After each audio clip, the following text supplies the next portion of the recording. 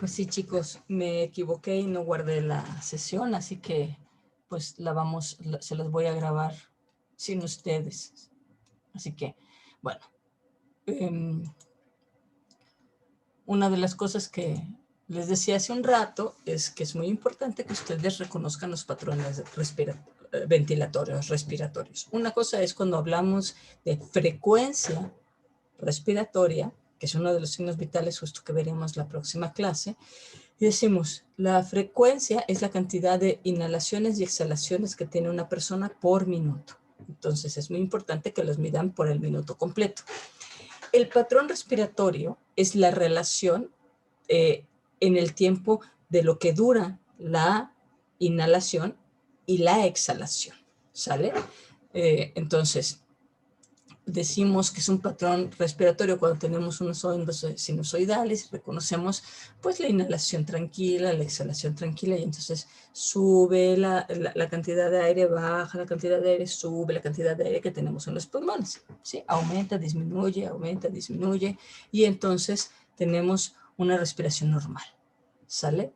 Después podemos tener, cuando solamente hay un cambio en la velocidad, tenemos la taquiapnea, que aumenta la velocidad, y la bradiapnea, que disminuye la velocidad.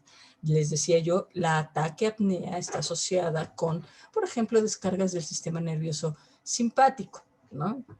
Vemos que no nos sacamos el avión presidencial, ¿no? Nos da ahí. Pero del que tenemos que tener mucho más cuidado es cuando hay una disminución en la frecuencia, porque una disminución en la frecuencia puede estar relacionado con un depresor del sistema nervioso central. De los depresores del sistema nervioso central, de los que más tenemos que preocuparnos por la abundancia y la facilidad de acceso, etcétera, es el alcohol. Y el alcohol se combina con muchos medicamentos. Miren, a veces la pregunta es, ¿y me lo puedo tomar con mi cerveza? ¿No? La respuesta es no, ¿de acuerdo? No importa lo que sea, mejor que no. Pero bueno, ustedes ya tendrán farmacología para trabajar más con eso. Por otro lado, tenemos otro patrón respiratorio que ustedes tendrán, en el que tendrán que pensar, es una respiración profundas, ¿no? Que son típicas de el coma diabético cetoacidótico, ¿no? ¿Sale? Esa es una respiración profunda que no está asociada con haber terminado de hacer ejercicio, ¿no? Y entonces se llama respiración de Kussmaul. Tenemos una respiración que usualmente aparece después de un trauma craneoencefálico, ¿sale? Y entonces tenemos respiración en grupos. Empieza a aumentar y disminuye. Silencio. Aumenta y disminuye. Silencio. ¿Sale? Y bueno, por supuesto, todas nuestras condiciones de las que estamos hablando, que no son eupneas, necesitan oxígeno suplementario. Ahorita vamos también a platicar de eso. Tenemos otros tipos de ventilaciones donde tenemos que aumentar la frecuencia y a veces hay cambios en la frecuencia o los movimientos respiratorios y generan estos tipos de patrones. En esta imagen, sobre todo lo que quería señalar es que todo esto, la hipoxemia, produce daño cerebral. Lo vimos, no hay un aporte de oxígeno adecuado al cerebro, empieza a haber daño cerebral. Cuando hay daño cerebral, se genera depresión respiratoria. La depresión respiratoria produce cambios en la forma en la que se respira y esto genera edema y presión intracraneana. Eso genera más daño cerebral. El daño cerebral genera que haya esta depresión respiratoria y cambios en los volúmenes respiratorios y alteraciones en los reflejos de la vía aérea alta, aparece más tos, disminuye la tos y entonces empieza ahí a quedar la secreción de mocos, ¿no? Se empiezan a aglutinar y entonces genera más hipoxemia y genera daño cerebral. El daño cerebral también produce toda esta tormenta de citocininas que producen daños en el pulmón y que generan falla respiratoria, que genera hipoxemia. Entonces es muy importante desde el punto de vista clínico romper en algún sitio estas asas de retroalimentación positivas. Muchas de las asas de retroalimentación positivas terminan hasta que la gente se muere y no queremos eso. ¿Cómo le hacemos para dar una buena terapia de oxígeno? Bueno, lo primero que tenemos que hacer es asegurar la vía aérea. Para asegurar la vía aérea se pueden utilizar estas técnicas, lo que se llama una intubación faríngea, en donde que lo que se busca básicamente es separar la lengua de la parte posterior de la faringe, ¿sale? Pues la lengua como músculo se relaja y cuando se relaja pues se va para atrás, ¿no? Sobre todo si estamos así, boca arriba, pues se va para atrás y entonces lo que hace la cánula es, se inserta de manera que queda sujetando la lengua, esta es una cánula orofaringea, ¿no? Y queda a nivel de la faringe, justamente de la orofaringe. La cánula nasofaringe entra por la nariz y se puede pasar hasta la faringe. Y entonces ven aquí una cosa que es muy interesante, llega hasta arribita de la laringe esta. Entonces ven una cosa que es muy interesante y es que esta, como pasa justo por atrás de la lengua y toca la parte posterior del paladar, puede provocar un reflejo de vómito, ¿no? Entonces solamente se utiliza cuando el paciente está inconsciente. Esta, pues es muy desagradable. A mí no me ha pasado, pero debe de serlo, porque si me han hecho toma de muestras en los senos paranasales, y entonces pues te matan por aquí y llega hasta acá, pero puede ponerse en un paciente que está consciente. No, lo que se necesita para hacer realmente un aseguramiento completo tiene que ser utilizando una intubación endotraqueal. Eso es lo que les pasa a las personas que tienen COVID y que se les agrava y que tienen falla respiratoria, y entonces para asegurar la vía aérea lo que se hace es con un laringoscopio, se escoge el tamaño de hoja dependiendo del tamaño de la persona, la hoja hace lo que veíamos que hacía la cánula orofaringe, hace para adelante la lengua y tienen todos una lamparita de manera que se ilumina la parte posterior y final de la faringe y arriba de la laringe, y esto es más o menos lo que se ve, las cuerdas vocales.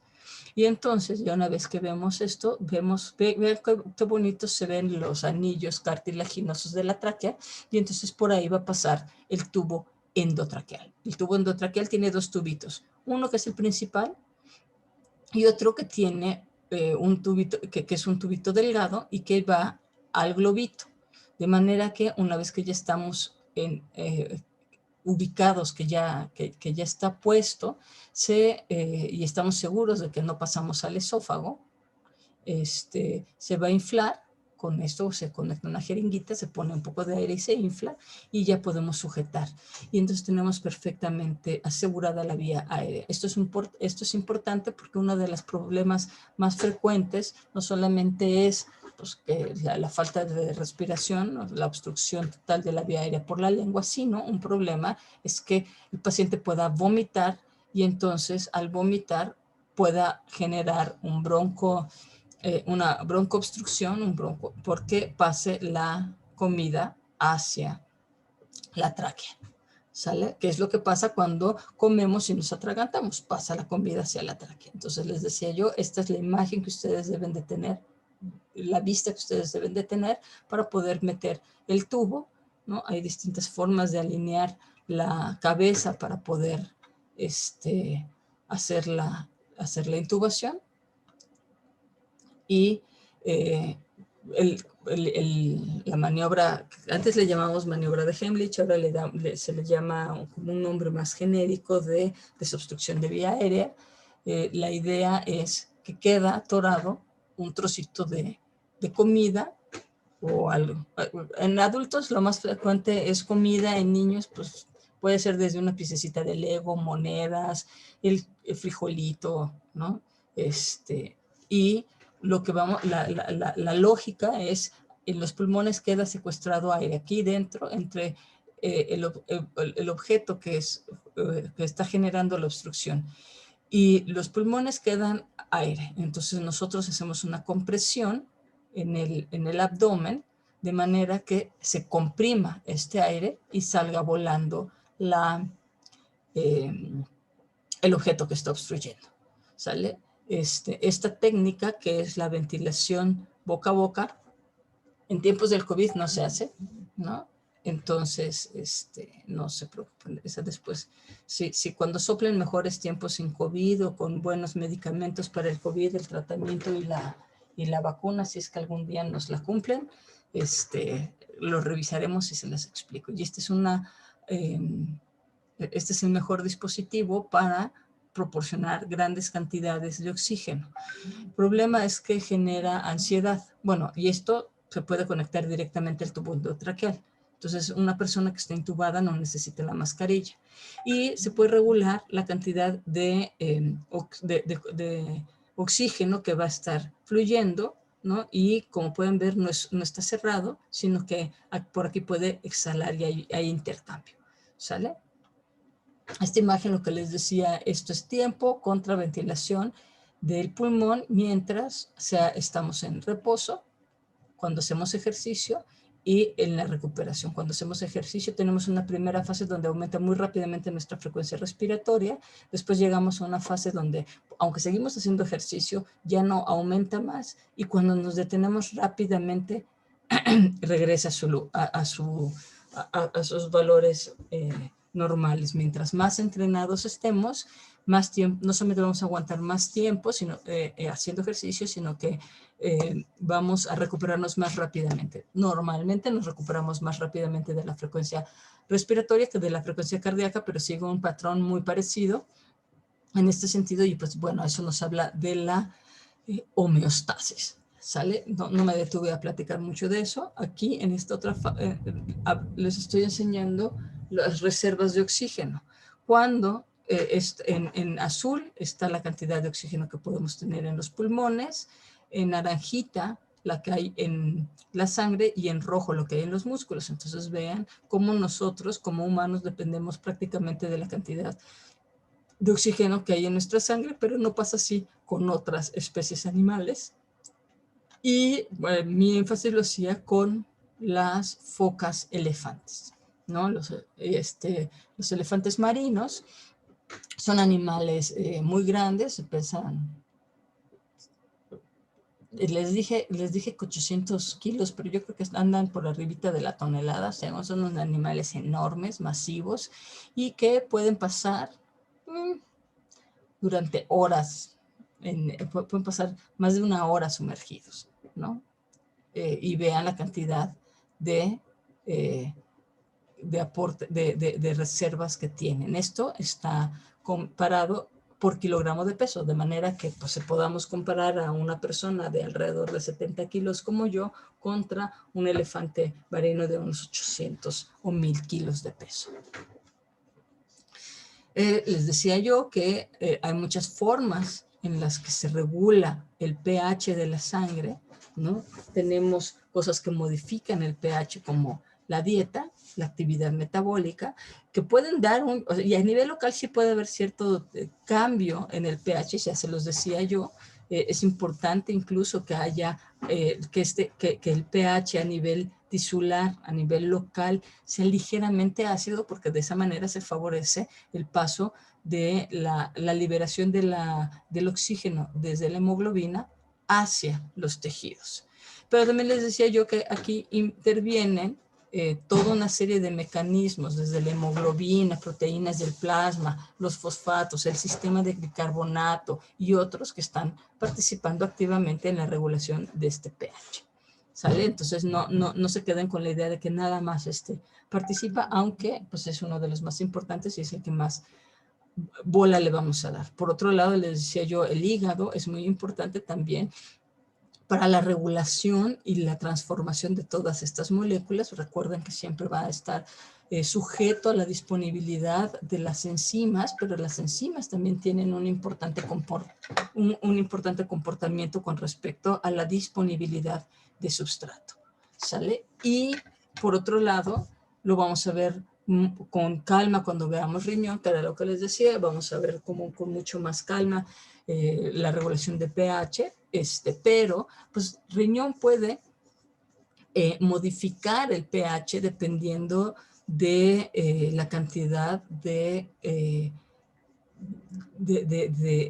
iones que retiene o que libera, ¿sale? Y entonces, a diferencia del pH de la sangre, la orina puede variar muchísimo, desde 4 hasta 8, ¿sí? De pH. Entonces, tiene una gran variedad y responde a esos cambios metabólicos. Y por otro lado está la participación de los pulmones en tanto la liberación de dióxido de carbono. Recuerden que el dióxido de carbono tiene un valor, también está homeostáticamente regulado y mantiene ciertas concentraciones en sangre.